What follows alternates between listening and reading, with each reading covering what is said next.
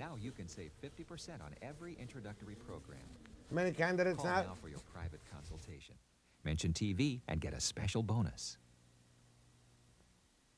Imagine you'll never have to pay for color print film again. Happy birthday! Just bring your next roll of film to Wilco for developing.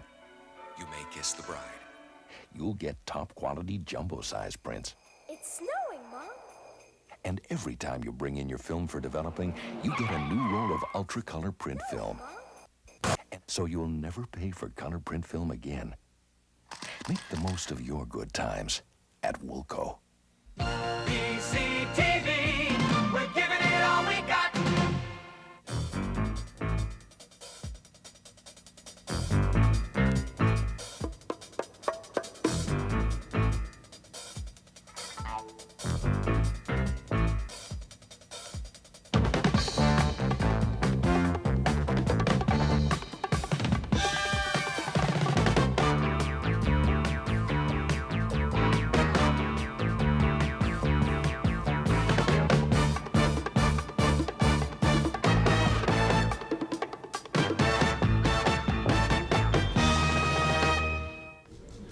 Good morning. The people of British Columbia will decide down the road somewhere whether the latest blow to education is properly managed social credit or restraint or a redneck attack on educational institutions.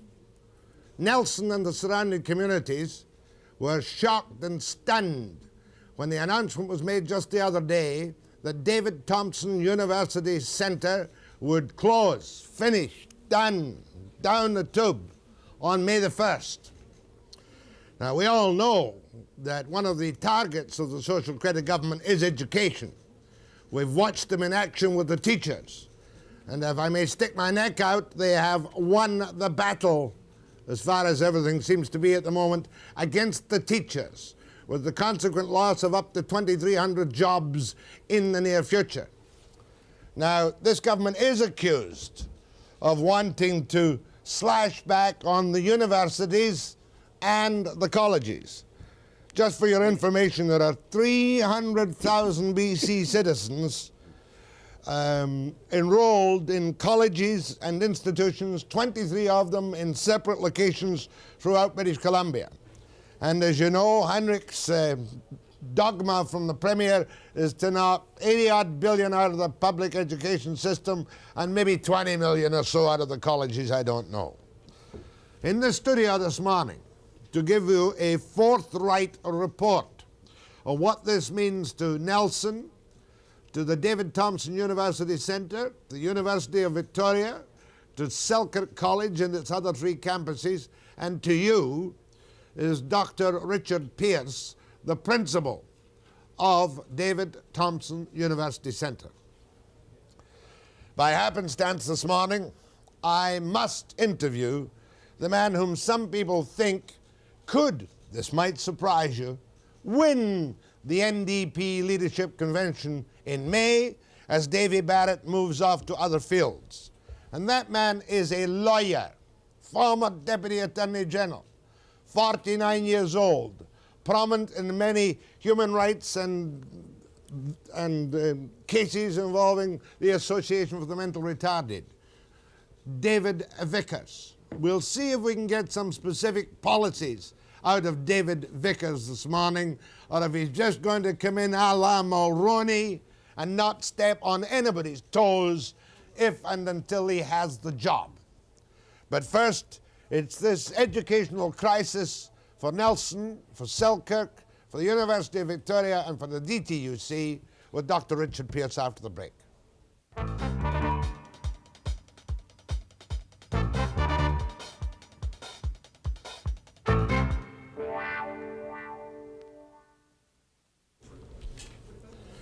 Dr. Richard Pearce is a director of the David Thompson University Centre.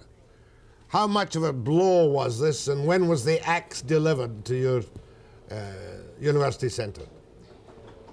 On Wednesday, January the 4th, last week, at 4:25 in the afternoon, I received a phone call, actually from the principal of the college, who was at the ministry offices in Victoria, and he very kindly telephoned me personally and told me that the announcement was going to be made in the next hour. Within the next hour, the announcement was on the media, and the vast majority of our employees and the community heard for the first time that the University Centre was going to be closed on May the 1st. You must have known it was coming.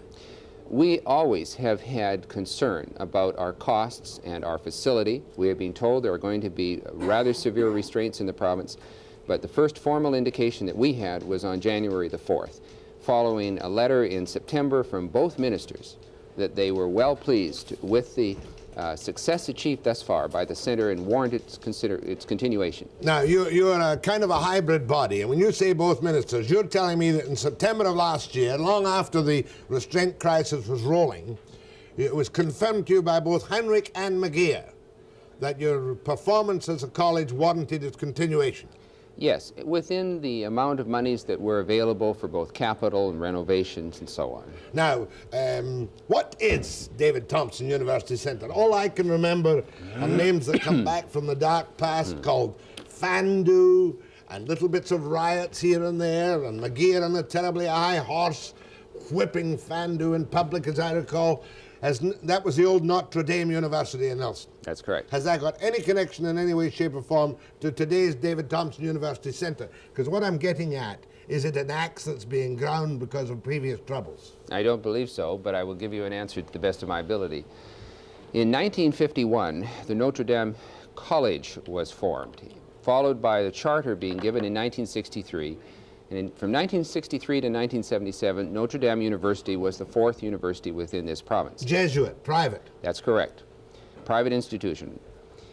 In 1977, the ministry took over the center and by an act of legislation created the David Thompson University Centre. This is a facility, the old campus of Notre Dame with all of its old buildings, that is now managed by the University of Victoria and Selkirk College. Those are the two participating institutions who offer programs for the interior in the West Kootenays at the David Thompson Centre.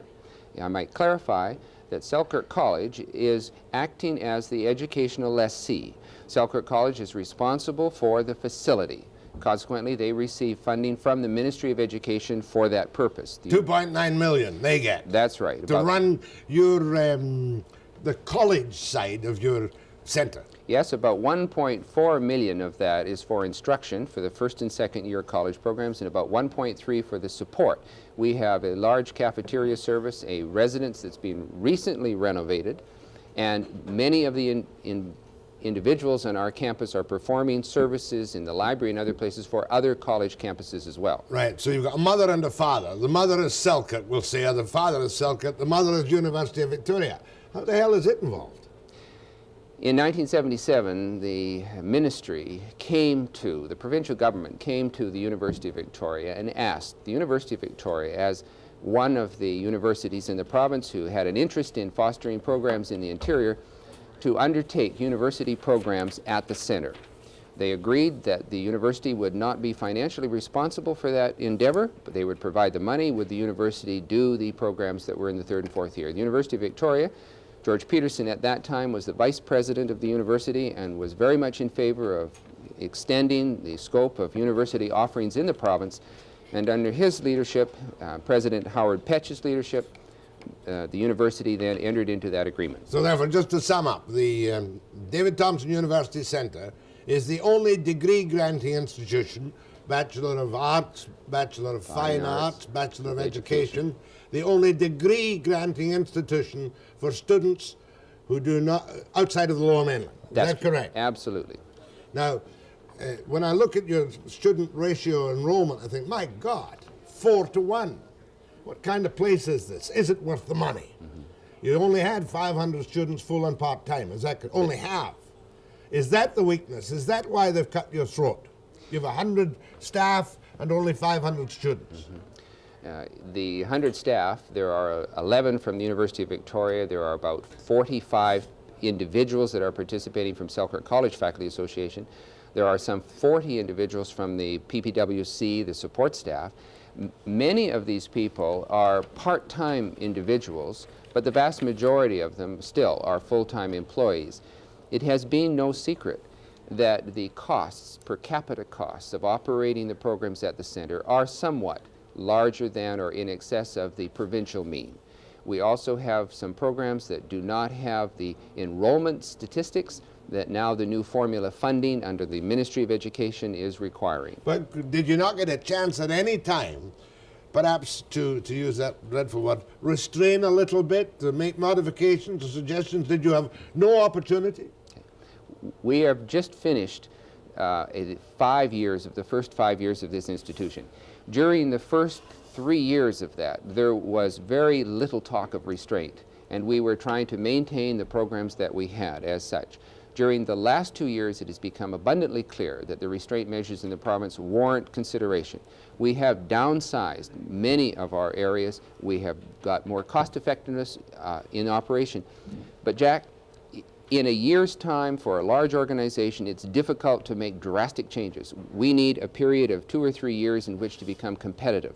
Recently, we employed a marketing agency, and they did a major study on the David Thompson University Centre, prescribing a number of recommendations that we could increase our cost effectiveness and that we could increase the draw of students provincially as a provincial organization. We've taken some steps according to that market plan, and we've seen some dramatic results. We are now flooded with inquiries for our rural education program for teachers.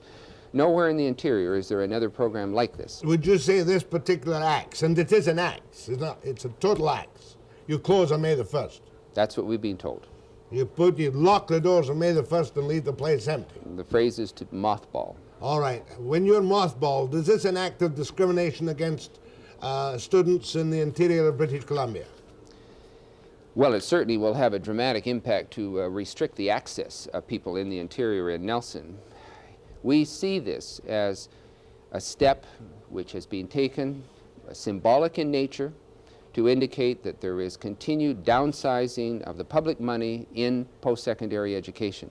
What is so apparent to us that who live in Nelson at the present time and who have worked in the interior is the fact that the access for university programs in the interior is being dramatically reduced. I wouldn't be overstating if I said Social Credit Government on January the 4th today closed the only degree-granting institution which is freely available for access to rural students in the interior of British Columbia, and did not give you any chance whatsoever to come back even with a 50% budget. It would have been very interesting if the community, which has been highly supportive of our facility, had had some indication and would have been able to respond to bring some of the local resources together. That would have created within the city of Nelson and the community of the West Kootenay not only an opportunity to respond, but a vote of confidence by the government to the community that they indeed are part of education in this province and not apart from it. More with Dr. Richard Pearce, a director of David Thompson University Centre, and later on we'll take your calls after the break.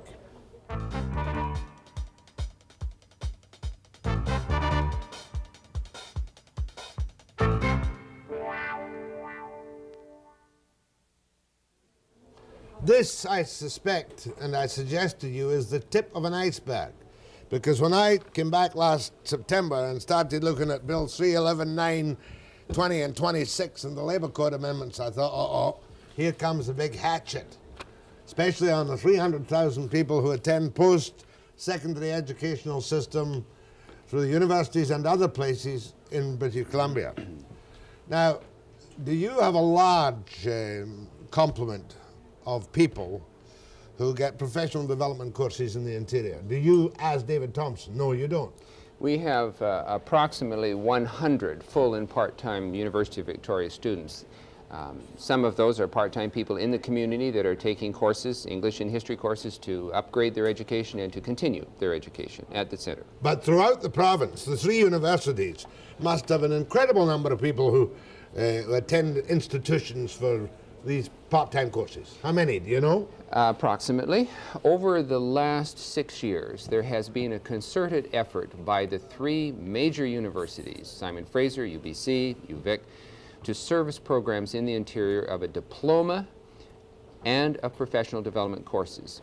This year, currently, there are some 30,000 individuals in the interior that in some way or other avail themselves through the Knowledge Network, the Open Learning Institute, the 3 universities programs of university education in the interior. 30,000. Now, wasn't that money cut last year? Yes. The universities, the 3 universities did receive approximately $3 million for this purpose. And that was cut last year by about a third, as I recall. 1/3 was cut last year, and we are informed that for this next fiscal year, it's likely that another third will be cut from that budget, and the following year, the following third. In other words, it'll be out a couple of years from now, it'll be finished. These 30,000 people who are achieving some kind of university educational level will not get it in future. Well, the source of funding for these students does not come directly from the universities. It comes from the university's council. It comes from specially earmarked money for the interior. And it is that money that we fear will be abolished. That's the very thing that I was getting at, because I have this feeling there's going to be a mass attack on the 300,000 students involved in this. And we're trying to get together with Heinrich and McGeer on that particular subject. Now, what are the chances if I live in the university of receiving a full-time university education, if I live in the interior, of receiving a full-time university education? Well, our latest statistics show that if you are living in the interior, if you were born in the interior, if your family's in the interior, that you have about 50% of the participation as the lower mainland. In other words, out of 100 students attending universities, 66 of those people will be lower mainland people. And the rest will come from other parts of the province and outside. That's right. So therefore, university education goes to the lucky ones nowadays with money who live around the 3 main universities in the provinces. That's the way it looks, doesn't it? Yes, in the recent Saturday edition of the Vancouver Sun, I think many of your viewers will be gratified to see pages of advertisements for non-credit and credit courses for part-time learners from the 3 major universities and colleges. That's a marvelous contribution for the vitality of the people of this province to avail themselves of these opportunities. What I would like to see is at least some opportunity for the universities and colleges to continue to offer educational services for the adult, for the mature student. But what you're telling me is it's easy down here but damn difficult in other parts of the province. It always has been. Yeah, well, that's the old business of, I suppose, it's geographical discrimination. It's the same in hospital treatment. You have much better chance of living if you take sick down here with some diseases than if you fall sick in the interior. Is that not correct? That's true, and I think it would be false to try to pin the focus or the blame for these decisions on any one particular agency or government body. There is a large integrated system. We are informed that the Cabinet is of the opinion that the amount of public money in education needs to be decreased. We are told that they are not getting sufficient indication from the people of the province of British Columbia that they should sustain this type of financing for education. And as a result, they're giving their ministers indications to retrench and restrain and cut down. Well, what kind of reaction was it? I've seen the Nelson Daily News, but you'd give me a summary of the reaction in Nelson to this, would you please? Yes, I would. I would say that the first reaction was shock and dismay. This community in British Columbia witnessed the demise of a university some 6 years ago, and it was a very bitter experience for the community and for the province. Notre Dame, yeah. Yes, and we are very grateful for Dr. Patrick McGeer and the Ministry of the Universities for the enthusiasm and for sustaining the interest that he and his ministry have had. Well, you're not for so the grateful interior. now. I mean, let's not con anybody. You got a letter there from him in September signed by he and Heinrich saying, and this is not a private document, is it? No. We are satisfied, say McGeer and Heinrich, that the success achieved thus far by the Centre, DTUC, warrants its continuation within the context of monies. Nobody says that they're going to close your place down, right? That's true, but you'll notice that the announcement was made by the Minister of Education.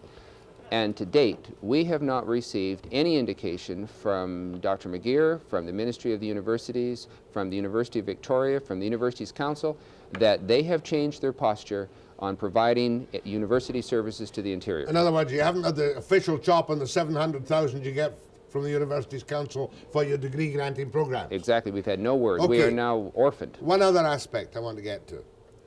Your people are, you have a faculty union, as I recall. The Selkirk College has a faculty association where Faculty association, yes. it's a bargaining unit. Bargaining unit. Now, what happens when you close, if you close, as you will close, because nowadays when Barrett makes up his mind, it stays made up, it would seem. What happens to these particular employees? Are those who work for you in Nelson just out in the cold, cold snow? Or do they bump each other?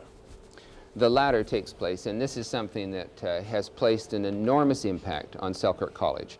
A college that came to the ministry's resources at that time and assumed the responsibility for college programs in the center, moved some of its programs, such as the Department of Music and the Kootenai School of Art, into the center in order that it could become a viable configuration of programs. And now, with this cut, some 45 Selkirk College faculty will have to exercise their seniority rights amidst a number of other campuses, and there will be significant disruption for all 3 campuses of Selkirk College. Okay, question before the break. There's no indication yet of any response from Heinrich and or McGeer as to salvaging the operation. It's a firm decision down the drain.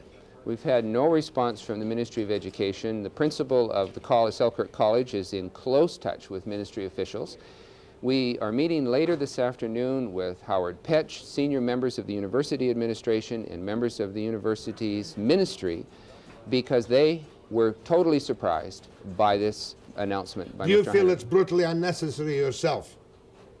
I think that it's a very unfortunate choice and a very difficult decision where the community was not allowed an opportunity to respond and propose some alternate ways of assisting the university and the college at bringing education to the interior. People in Nelson can call on any number collect this morning to talk to Dr. Pearce after the break, or from anyone else.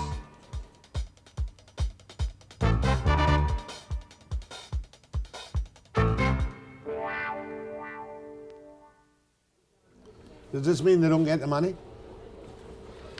A spokesman in the office of Dr. Patrick McGeer, Minister of University Science and Technology, told my staff this morning that Dr. McGeer does not have anything to say about the closure of the David Thompson University Centre.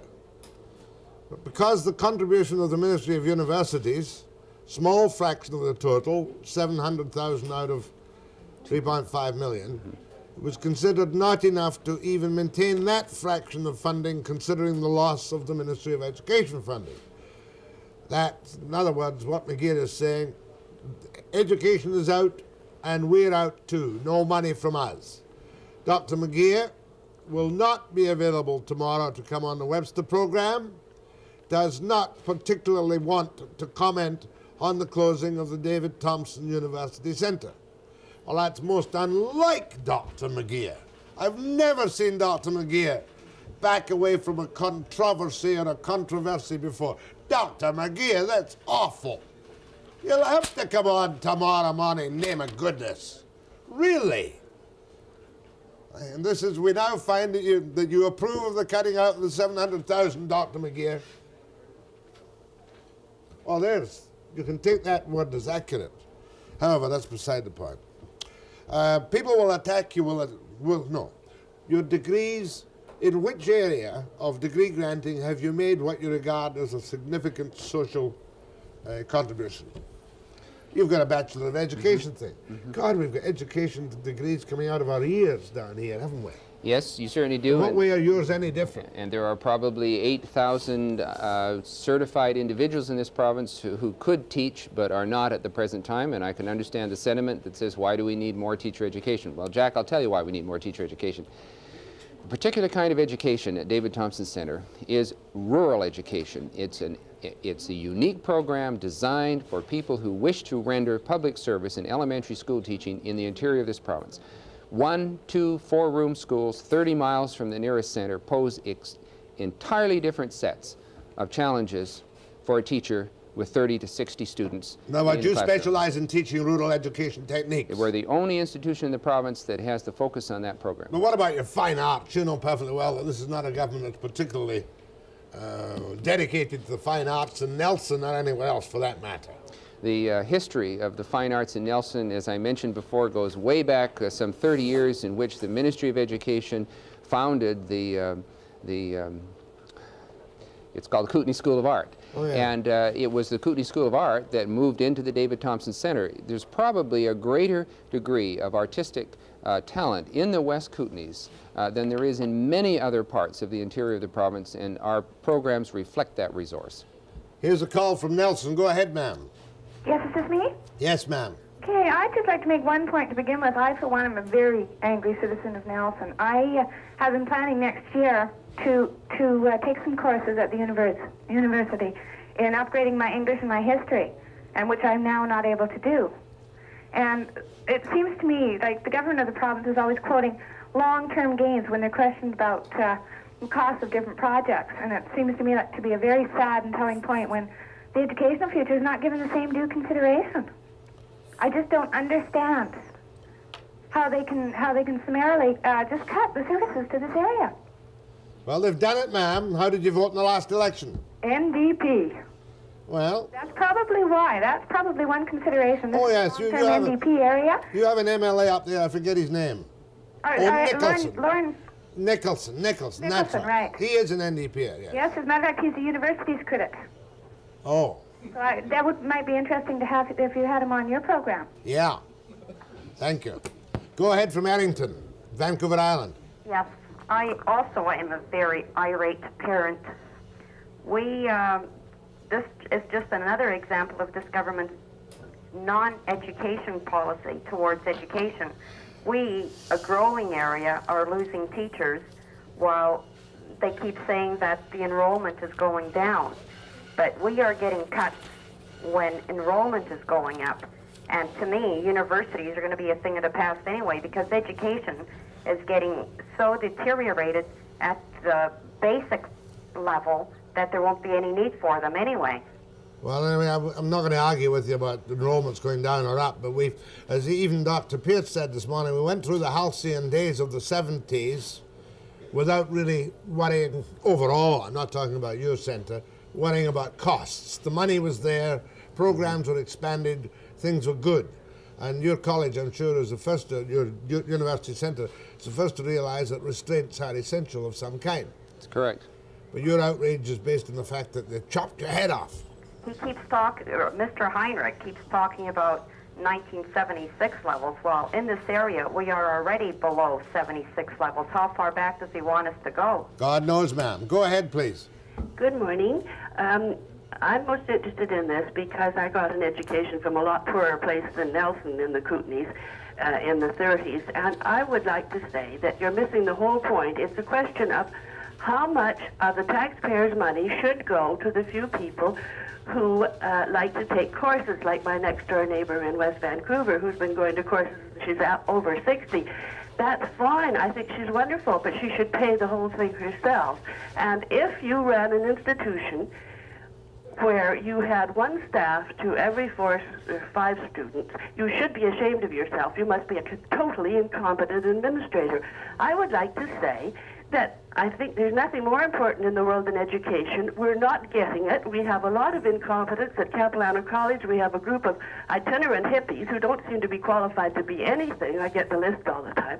I think that the trouble with your organization isn't where it is, but who is running it and who is teaching it. Well, let's take... We need education, but we don't need all this nonsense. Okay, let's take your... Some of your points may well be valid. She says 500 pupils, 100 staff.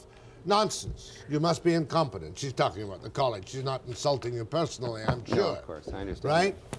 It's an extremely complex organization in which, for example, the library that we have does all of the technical processing and acquisitions for the entire Selkirk College. Where are the other campuses of Selkirk? I should know that. All right, there's a campus in Trail, there's a campus in Castlegar, the main campus. There is also a Nelson Vocational School campus, which is some 4 miles away from our particular location in Nelson. And there are some 8 rural centers that are operated, as far as extension centers, operated around the West Kootenays. What's going to happen to these central services presently operated at DTUC when you close May 1? Well, that indeed is a significant impact on the college, and the principal at this time is working with a team of senior people to explore the alternatives which will allow the college to continue to operate in the West Kootenays with this devastating blow. More and more calls, please, to Dr. Pearce after the break.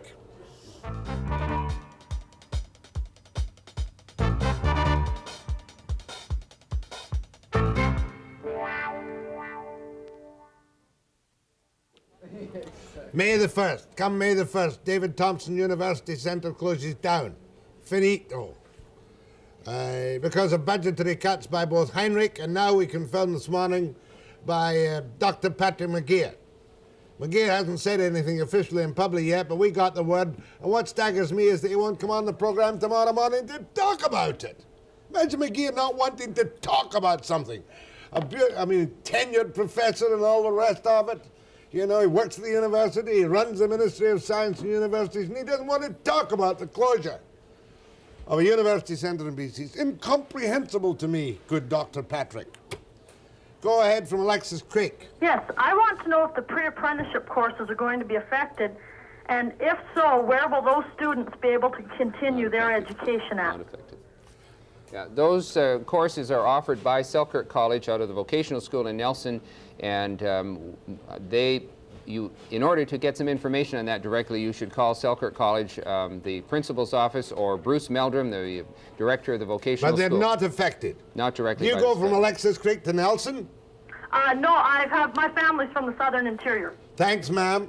From Nelson, go ahead, please. Yes, I'm an artist in the Nelson area, and I have done a lot of training at David Thompson University, and I do believe that that rural alternatives as far as artwork is really important, and Nelson provides the only opportunity for that, and Vancouver Emily Carr School is the only other place for urban training, and without the rural training, you know, being an artist is going to mean moving to Ontario. It really is quite a successful art centre you have, is it? It certainly is, and if you could ever visit us one time, I think you would be convinced. Go ahead, please. Hi, my name's Kevin Russell. I'm Vice President for External Relations of the Student Society at Simon Fraser. Yes. Unfortunately, this is only one of the examples of the government's distaste for post-secondary education. They've cut student aid from 24 to 14 million. The president of UVic Student Society and I were both leaked information on the same day that the government's getting rid of student aid entirely as of next year. We've been told that the funding for universities in British Columbia will fall 6% next year, 5% the year after that, and 5% the year after that, and that's before inflation. That means 11% in the first year. A full tenth of the university is going in the first year, and if inflation stays anywhere where it is at the moment, that's going to be 10% in the year after that, another 10% in the year after that. I don't know where you get your information, but it sounds logical. Well, I get my information essentially directly from sources in the ministry, or for instance, the 6, 5, and 5 I got from Dr. Saywell at SFU. On the record. Not solid information, it's what we've been told to expect. 94% is already what we've been told to plan for the next fiscal year. But with 5% inflation, that means 10% of the university is lopped off, at the very least.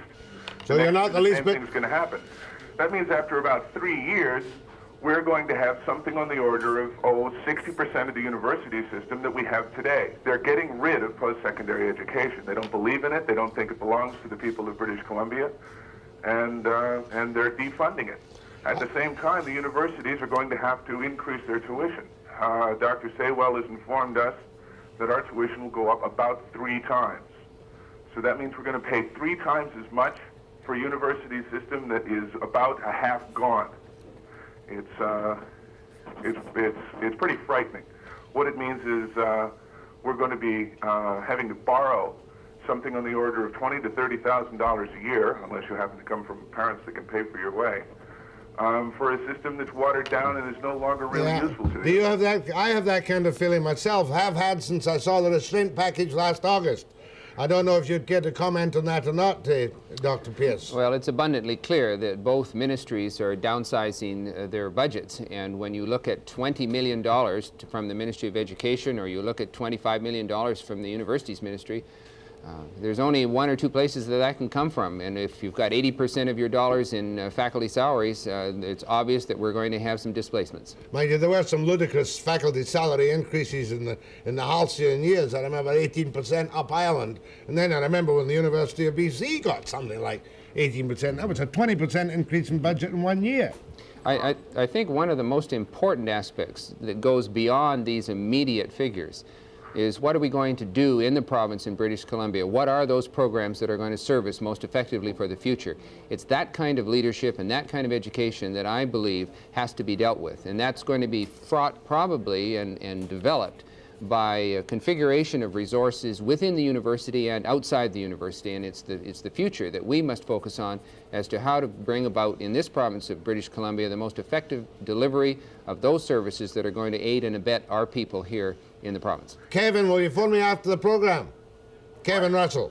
Will I phone you after the program? Phone me Certainly. yeah, please. Can I point out that it really is not necessarily what you would call a problem with wages when they're cutting 30 to, well, almost 40% of the budget for post-secondary education out of the system. That's got nothing to do with wages. They don't believe in it. They're getting rid of it. Well, I mean, I'll agree perhaps that many of them don't believe in it, but the extraordinary salary increases put an incredibly heavy load just at the time of the slump. It's fairly commensurate with other provinces, and if they're going to stay at a level so that they can attract quality professional staff to this province, they're going to have to offer a competitive wage, or else we're going to get people that aren't exactly what you would call the finest in the world. Oh, we may settle for second best. You never can tell. Thanks, Kevin. Go ahead, please. Good morning, Jack. Morning. I am disgusted, totally disgusted. The one point that no one has brought up this morning is that universities traditionally, thanks to population factors, have always been in the big areas where the population can support the universities. Now, perhaps the interior doesn't have the population, the tax base, to make it viable in those areas. I don't know. What are you talking about? What are you disgusted about? I'm disgusted that people are crying over something that is being cut that is non-cost effective. Well, let me tell you something. W.A.C. Barrett was elected the Premier of the province of British Columbia and stayed the Premier of the province of British Columbia for 22, 3, 4 long, miserable years many times because he recognized there was more than the Lower Mainland. And because he reset the imbalance in the expenditures of money with blacktop to everywhere. Now, it's a fact of life that if you live in the interior, you don't expect the kind of services you get in Vancouver. Nor should you. You don't have the tax base to support it. It's nothing to do with the tax base. Education should be coming out of general revenue anyway. There's no such thing as a free ride. If you want the services, move to a large area. Move to a large area. You may not like it, Jack, but it is the truth. And if you want to heart bypass it instantly, if you fall in the street, make sure you're just outside the General or St. Paul's at 9 o'clock in the morning. Don't be so selfish. It's one bleeding province. Even I would concede that. And I'm a pretty selfish guy, to say the least. Go ahead from Cranbrook. I hope that did not disturb you, my little outburst. No. Go ahead from Cranbrook. Go ahead from Cranbrook. Oh, 4. Oh, sorry. See, it rattled me, that man. Go ahead from Cranbrook. Yeah, Jack. Yeah. We put a lot of money into those provincial and 649. What better use can they get for their money than if they give it to the college? Who knows what happens to the money left over from 649? All I know is that there's $14 million of lotto money sitting greedily held by a dying organization in Ottawa that could run David Thompson University Centre for 3 years, 4 years. Yeah. Go ahead, please. Oh, good morning. I wish I could speak on behalf of my daughter herself, but she's busily working away at David Thompson College. She is from Vancouver and had the choice of any university in the Lower Mainland. Her well-considered choice was David Thompson, mainly because of the art college and also the ambiance of the charming town of Nelson. My point is that the transfer of students works both ways, from the well-schooled Lower Mainland to the interior.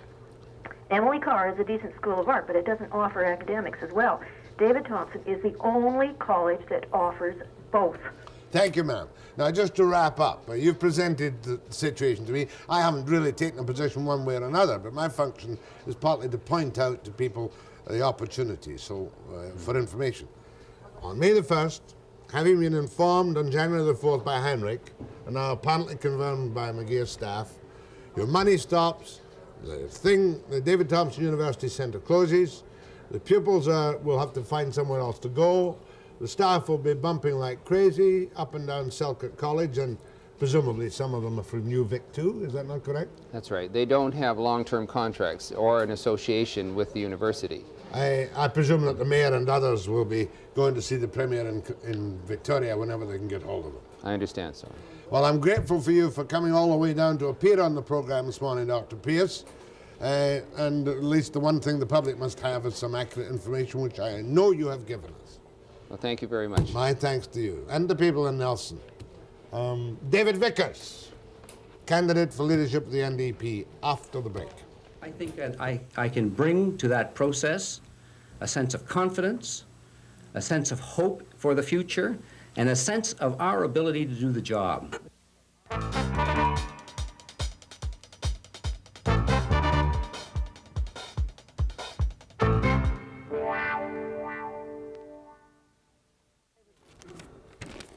David Vickers has been pretty well exposed as a kind of, I was going to say carpetbagger, but he's not a carpetbagger.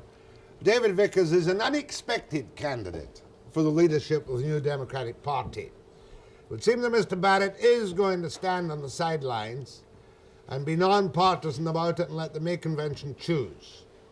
But the principal candidates, of course, as far as I can recall, there were so many, are Bill King, Dave Stupich, Graham Lee is in the race, but not with much chance of success. Bob Skelly. And Bob Skelly, who's a very bright guy from Vancouver Island indeed. David Vickers is 49 years of age.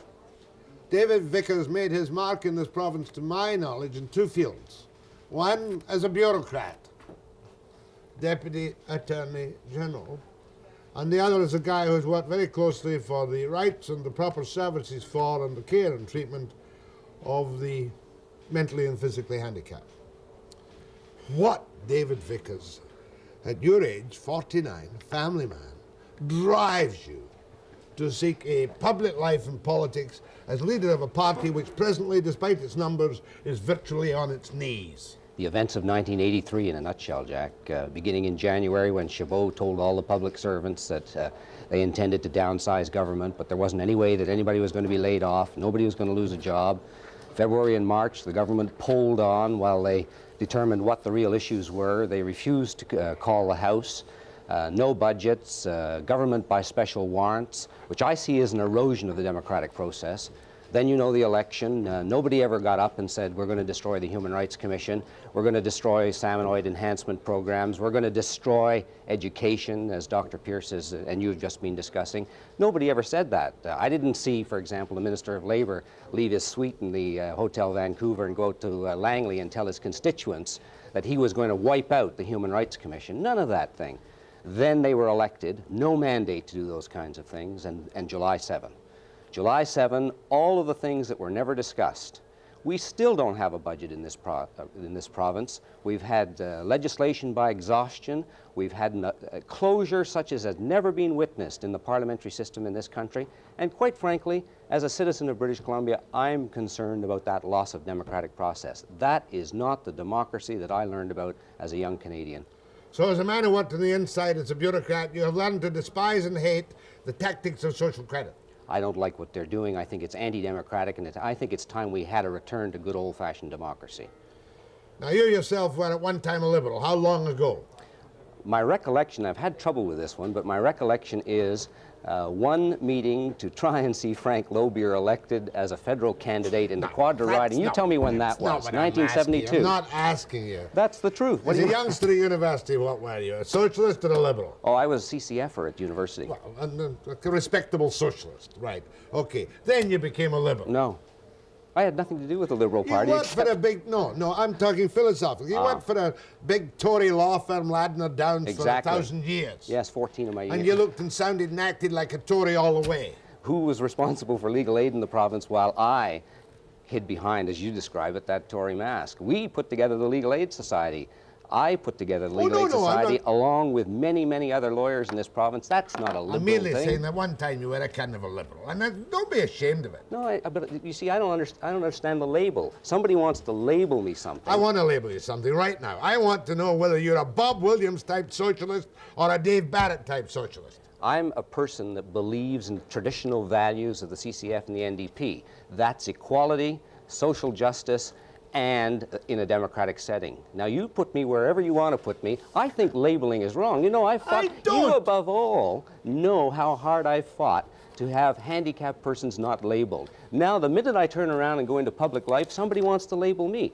Why don't you try labeling me 5 months later after I've won? Tell me what I am 5 months from now. Because I don't want you to do a Bennett on me. I won't do that. No, I want you to give me your firm policies. I think if you want me to, I'll slide just for you because we're old friends.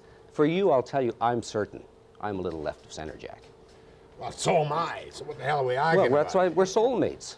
No, we're not. But I mean, I would no more support Bob Williams for leadership of the NDP than fly in the air. But I would support Bill King, David Barrett, you know, and if we weren't just talking philosophies. In other words, looking for a good the left-wing party we need here, he said, with respect, deference, and humility, is a democratic socialist party. Yes. Now, what about allies with Labour? Would you commit, had you the power, the NDP to a formal alliance with the BC Federation of Labour?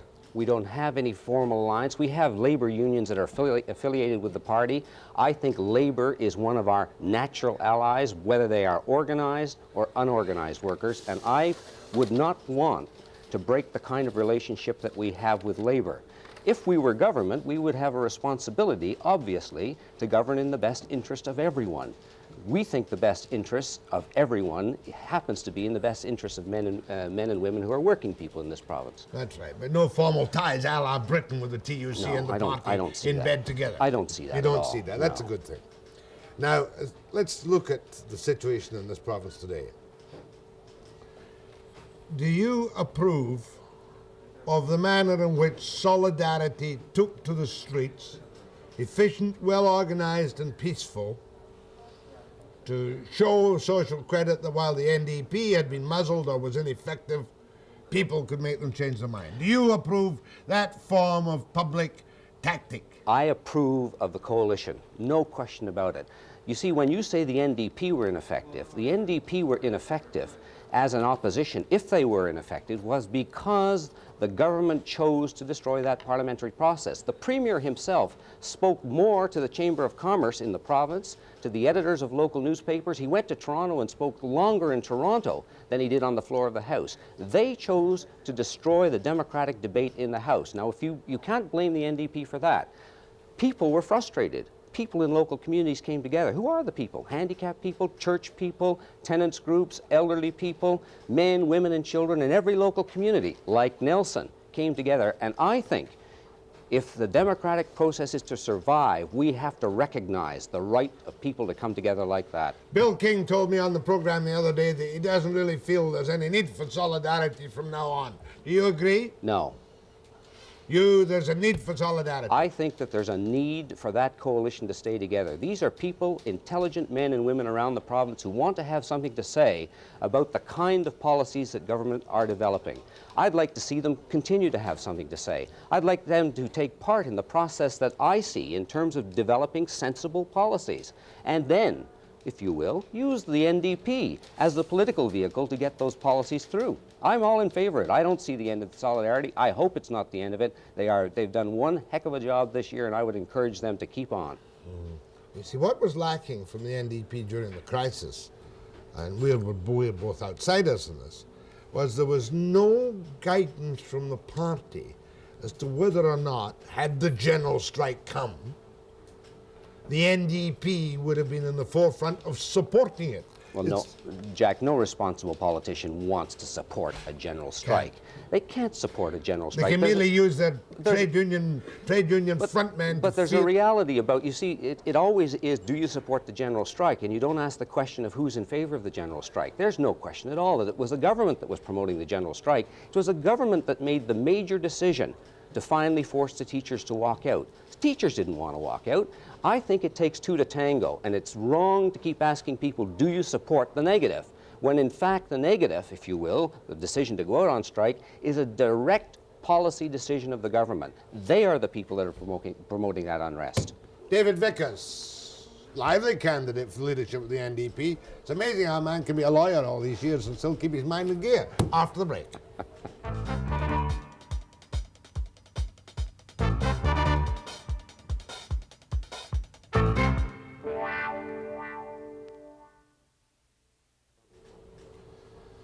You see, ask him a question, he'll tell me it's hypothetical. I'm going to try a type of hypothetical question which will infuriate you. Oh, great. Nothing different.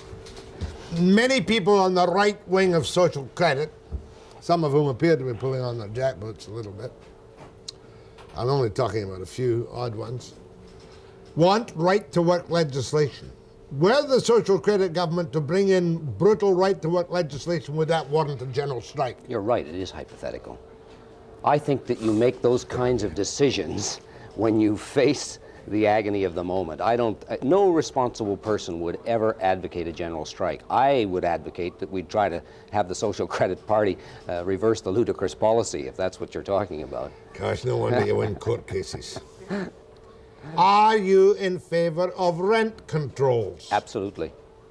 Absolutely. To what levels? Listen, to what levels? I am the Deputy Attorney General who followed the NDP policy and was responsible for the implementation of rent controls, which saved us, I might add, in the first year they were there. You remember Barry Clark was the first rentalsman? Yes. Barry had a study done by a professor at the university, and I'm sorry I forget his name, but a very able chap said that we can't have rent controls because in order to give the landlords what is called a fair return, they would need a 28% increase in that year, 1974. 28%. We needed rent controls to stop a 28% increase. And what happened when the rent controls came? We were supposed to see empty apartment blocks, doom and gloom by the landlords. We didn't see any of that. We saw elderly people with low incomes, we saw students, and we saw families protected from what you don't call anything else except a rent gouge, 100%, 50%. Yeah, but you're nonsense. being hypothetical too, because in those days there was a shortage of accommodation. There was need for rent controls. There's need today. There's all kinds of empty accommodation now. I read in the newspaper that people are having their rents increased by 100%. When that happens, there's need today. Well, to exaggerate, 100% of 150 is only 300. You're talking about a particularly excessive case. But surely there's got to be, you would only protect the rents of the poor. I think that you would protect those people that needed protection. Low-income earners, elderly, students, those kinds. Is that not better done with rental subsidies, though, No, however? I don't think so. I don't think so. You're committed to rent control. I think you have to have a balance, Jack, and I, frankly, would look at both rent subsidies, I would look at rent controls, and I would leave the options open so that the policy choices that were taken would be the right ones for the times. I'm using this name for drama only. Would you fire Ed Peck and all he means, Compensation Stabilization Commissioner? Well, not Ed Peck, of course. Are you asking me if I'm in favor of restraint? I'm in favor of restraint. Are you in favor of a Compensation Stabilization Board? I don't think that I like what I see being done by the Compensation Stabilization Commissioner. I don't think that what's happening over there is fair. I've sat on, as you know, many interest arbitrations that have said we don't need this kind of nonsense, because what's happening is that employees are falling back and back and back and back, and the minute Ed Peck and the Compensation Stabilization Board is gone, what's going to happen? We're going to have enormous catch-up problems, And then what is going to happen?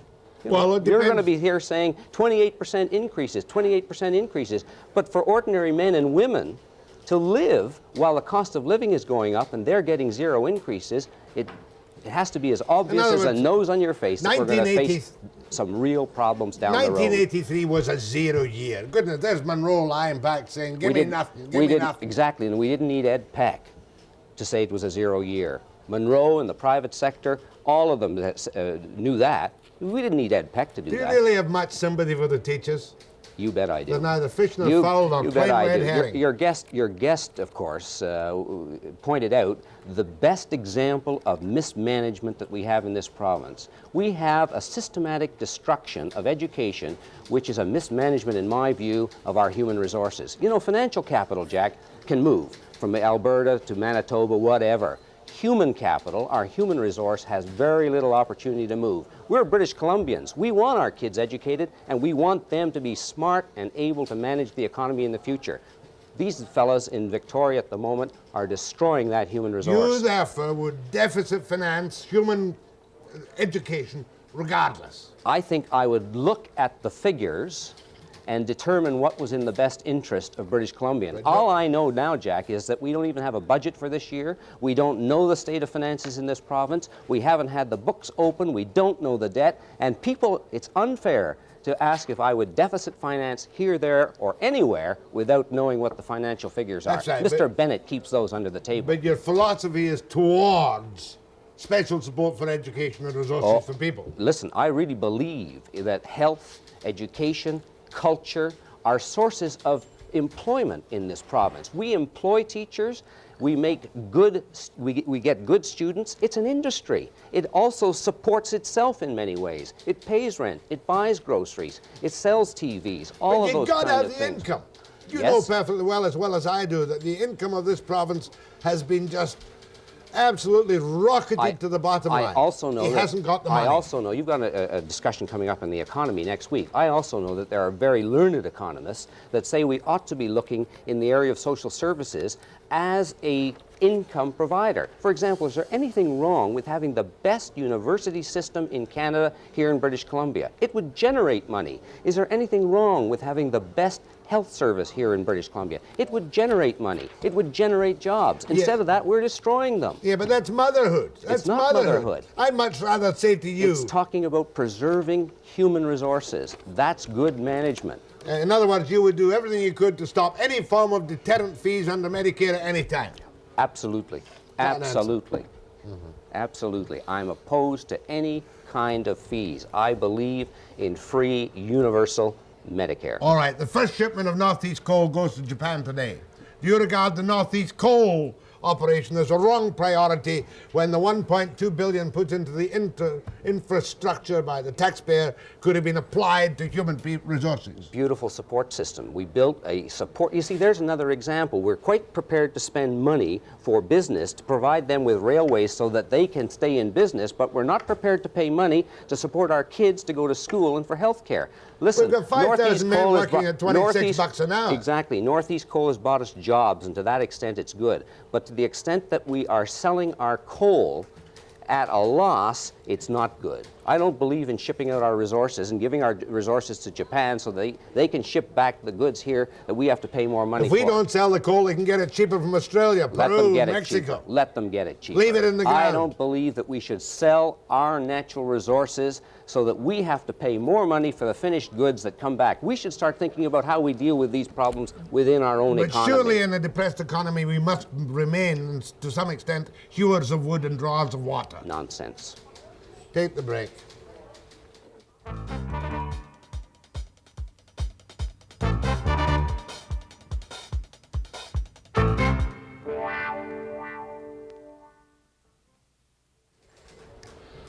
David Vickers is also famous for something else, and he and I had many a protracted argument about it.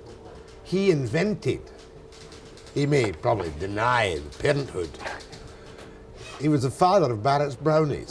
Is that not correct? I'm the person responsible for the modern day Sheriff's Corps, but remember, the sheriffs have been in British Columbia since Lord knows how many years. They were here. There was a sheriff's service before the NDP became government in '72, but the modern day sheriff's service listen, let's talk we about are that. responsible for. I mean, the battle will, you'll all be cutting each other's throats by April, all of you and the candidate, you'll all be. NDP is just as bad as the Tories. I don't believe so. I think we're the best of friends, and we're going to remain that way. Win, lose, or draw, Jack, we're going to remain good friends. All terribly good sports. Yes. All the rest of it. Yes, right off the playing fields. But there are a couple of things. Did you notice that the government has got a report in its hands which recommends in part the return to fee for service for sheriffs. certain aspects of sheriffs. Yes. Now, what do you think of that? I think we should privatize the judges next. We've had the court reporters. People are talking about privatizing the court reporters. Now we're going to privatize the sheriffs. And the next thing you know, we'll be talking about privatizing the judges. I don't think this government has a commitment, frankly, to the administration of justice as a service. I mean, justice is a service, is the same way as education is a service, and it's incumbent to run a good service. If there are problems with the service, deal with the problems, but make sure that the service does what it's supposed to do. Sheriffs transport prisoners back and forth from courtrooms and from jails and from penitentiaries. Are we going to privatize that? Sheriffs do the jury handling. Are we going to privatize that? Are we going to interfere with that? Oh, but Sheriffs do a lot of things. Not to cast any nasturtiums, but I remember well when the whole of the Vancouver Police Court liaison was done by 6 of the halt and lame police officers.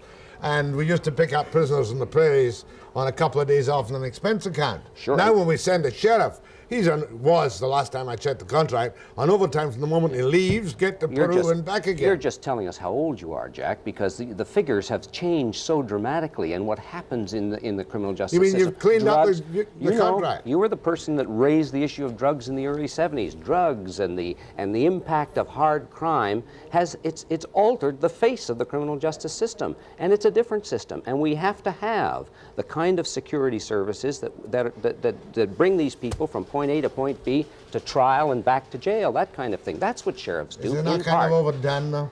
Well, if it's overdone, then let's get in and do it better. I mean, Robertson Square, as we all know, is one of the most awkward, clumsy buildings to get in and out of in the whole world, isn't it? Yes, that was designed by judges and lawyers, and it was a mistake. Oh, and architects. Well, architects who let the judges and lawyers take charge. I don't like the building. I don't think it's a good courthouse. It looks beautiful. It's magnificent as a center for the center of town, but I don't like it as a courthouse. It was and never beautiful have. to look upon, and had we only purchased it to look upon, it would have been a great success indeed. If we'd just downed tools for 5 minutes, Jack, we could have had in this city a criminal court, which would have been a secure building, and we could have had a civil court, which doesn't need the kind of security that building has. It's a very expensive building with triple corridors, triple air, triple this. I get trapped in the walkouts many a time. And what we need is a building for criminal courts. We've got one down on Main Street for the provincial court, but we need a building that will handle the criminal trial from provincial court through county court, through Supreme Court, through the Court of Appeal. One building, secure for that purpose. And we need another building for the civil courts. And if we had downed tools long enough to get on with that job, instead of panicking and saying we need a new courthouse, we need this, that was the mistake. Mind you, I sometimes think we have more judges than people, don't you? Well, there are a lot of judges. That, of course, is not the fault of the judges. That's the fault of the legislature, who seems to want to make everything a crime, who seem to want to put every little process into the courts. We're doing it again this year. Rentals problems, human rights problems, shift off to court. More let's judges. get back to the point. The human rights legislation is not dead. The human rights legislation is still alive, has not been changed. Is that It remains alive today. The rentalsman is still alive. It remains alive today. But the proposals that we saw when the House last sat were for the destruction of the kinds of processes that reduce the costs, that take it out of court, that still give due process. Now, and what they were substituting instead was a process of going off to court. Expensive, more judges, more lawyers, more gowns, bigger and better courthouses. One last little nag. Sure, the way social credit handled that was just bloody silly. But there was a line in the old Human Rights Act, which you probably wrote, which annoyed me intensely. If I, as an employer, God knows, were ever accused of an offence under the Human Rights Commission, some bleeding caseworker would come to me and demand that I give a statement on oath before she carried on the investigation. Not on oath. Yes. A statement. The investigator has, there was a duty to investigate. There was a duty to investigate. And to force me to take a statement. Yes. To give a statement. To give a statement of the events. Statement. To give a statement of events. That was They dreadful. were asked for a statement of what had happened. On oath. Not on oath. Let's I check don't think that it's act, on oath. Bill 27. See, not Bill 27. It's Bill, the the old Human one. Rights Code. Let's check the Human Rights Enough. Code. I want some people to get at you. Yeah, we'll get down to the detailed issues in the spring. As it wears on. You've got more, and you deserve much praise and whatnot for all your work for the Association for Mentally Handicapped. Is that right? Have I got it British right? Columbians for Mentally Handicapped Persons. They changed their name last spring. I'm not entirely in favor of it, but there it is. It's British Columbians for Mentally Handicapped Persons. It used to be the British Columbia Association for the Mentally Retarded. The change, Jack, is to get away from the labeling. So often people are seen for the label you put on them, and it's very difficult to get away from the labeling and come up. But it's an improvement. Calls to Vickers. Do you think he would qualify as leader of the NDP? I'd rather hear from NDP, as I don't want social creditors saying it's wonderful to cause trouble. But I think it's some honest calls. To Vickers. That is your name. After the break.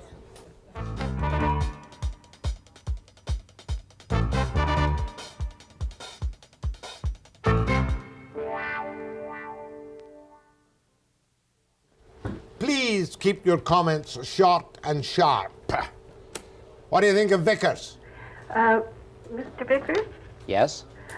You've certainly labeled yourself very neatly this morning, and we all know what happens when cabinet ministers are taken from the civil service, if you take a good look at Lester Pearson and Pierre Trudeau. But what I'm most interested in is what in the world were you doing in a law firm like Ladner Downs? Were you a mole? Good one. You perhaps should ask some of my former partners. I was practicing law and trying to become a good lawyer. I think I had a very excellent career for 14 years in one of the better law firms in Vancouver. Thank you. Advertising is really prohibited by the Law Society. But the Law Society will get after me for that one. We will not have you cited. We know Madsco. Go ahead, please. One question to two questions to Mr. Vickers. One is that it's always disturbed me that the lottery funds or the funds from the lottery have apparently become a political slush fund. In my opinion, that this money, if it's coming into the government, should be accounted for in the budget and be available in the normal course of events. Good question. And should not be left to cabinet ministers and politicians to give off to their constituents, and I agree with you. Wednesday morning, we're going to have the head man, Judge Simonis of the Western Canada Lottery Foundation, to answer a number of pertinent and possibly impertinent questions on the entire caper. Cranbrook, go ahead to David Vickers. Yeah, good morning, Jack. Good morning, Mr. Vickers. Good morning. Yeah, I'd like to know how long you've been a party member and why you've endowed us with your special privilege and how you think you can enhance the NDP. I have been a member since 1979. And you're asking me why I think I can be a leader? I'll tell you why. My roots are working with community groups.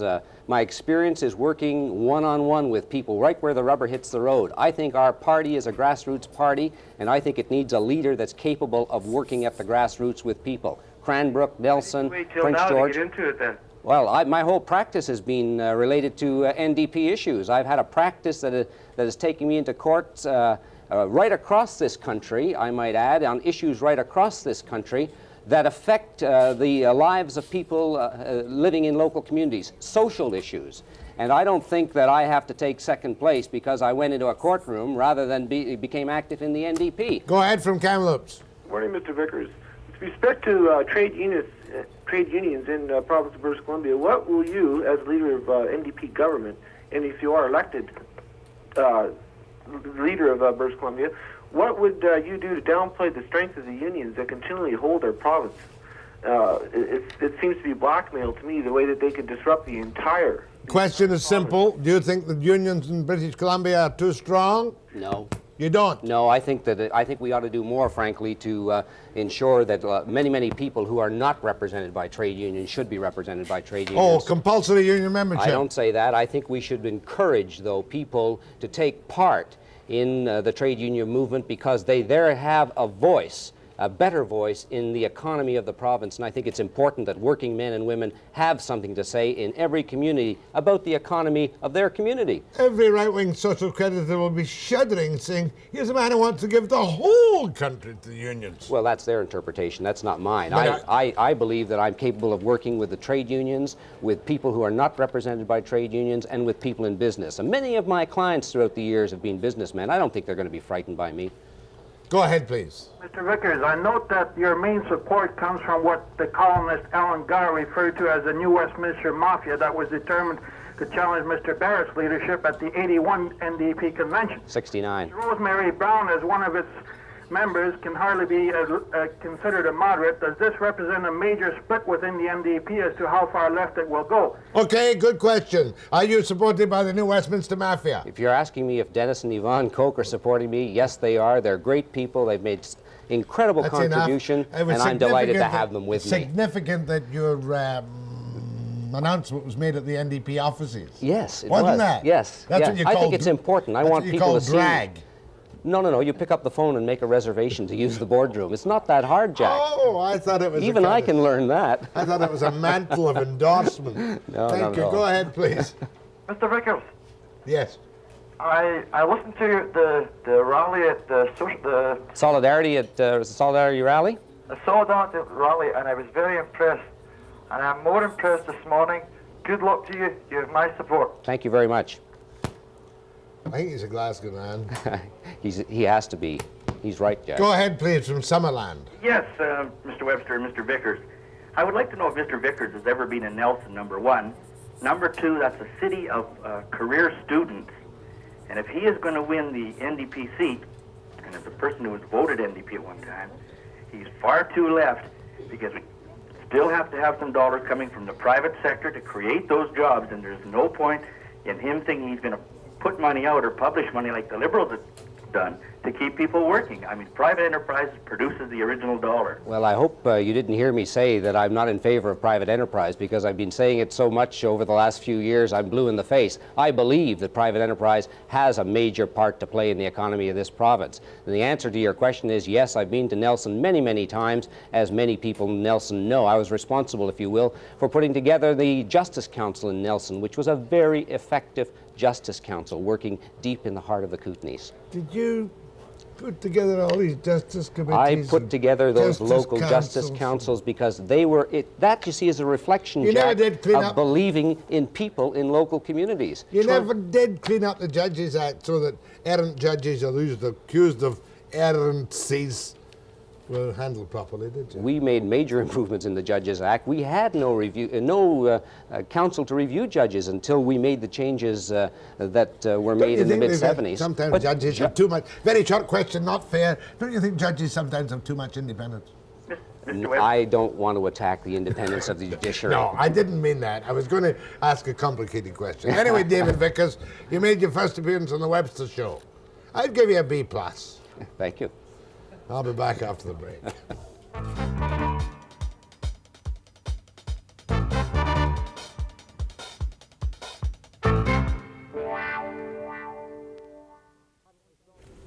Credit to Vince Reddy for apparently solving that incredible gas workers dispute. Sometimes these men in the middle don't get any credit at all. Reddy deserves some credit, I'll tell you that. Tomorrow, Peter Pearce. Gotta have Peter Pearce on the latest capers about the bailout of the fishermen. And I'm going to try and have Ed Peck of the Compensation Stabilization Commission on the air tomorrow for an information program on how the CSP works now. 9 a.m. precisely.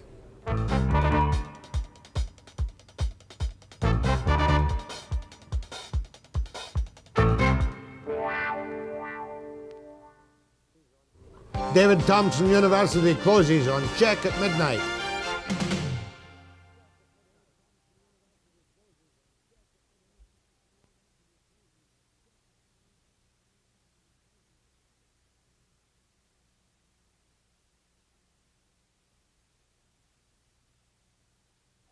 Wage Control Administrator Ed Peck at 9 a.m. precisely.